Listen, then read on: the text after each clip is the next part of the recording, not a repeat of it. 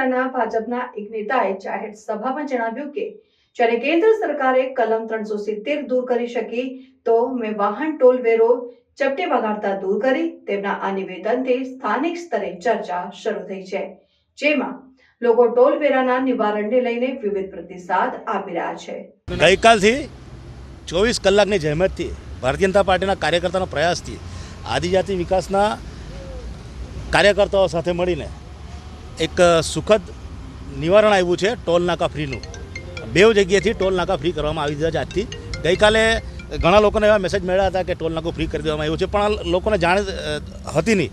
હું આપના માધ્યમથી લોકોને જાણ કરવા માગું છું કે સોનગઢથી વ્યારા તરફ જતી વખતે લાસ્ટ રોડ જે છે સર્વિસ રોડ છે ત્યાંથી ફ્રી કરવામાં આવ્યું છે, અને વ્યારાથી સોનગઢ તરફ જવાનું છે ત્યાં પણ લાસ્ટ રો છે ત્યાંથી જવાનું ફ્રી કરવામાં આવ્યું છે. વચ્ચેની રો એટલા માટે અટકાવવામાં આવી છે કે એ લોકોનું ટેકનિકલ જે ખામી હશે કે ઇલેક્ટ્રોનિક સિસ્ટમ ગોઠવી હશે, ફાસ્ટેગના કારણે ગાડી જાય તો એમાંથી ઓટોમેટિક પૈસા કપાઈ જાય છે. એટલે આ બે રો ફ્રી કરવામાં આવી છે. એટલે તાપીની જનતાને મારે એક નિવેદન છે કે લોકો આ બે રોથી જઈ શકશે અને ફ્રીમાં જઈ શકશે. આ માટે કે લેખિત બાંયધરી આપવામાં આવી છે. 370 હટી ગઈ આ દેશમાંથી. રામ મંદિર નિર્માણ થઈ ગયું. ટ્રિપલ તલાકનો કાયદો હટી ગયો. કાશ્મીરને અલગ દરજ્જો મળી ગયો. તો આ નાકું શું છે એનો પણ નિવારણ આવી જાય.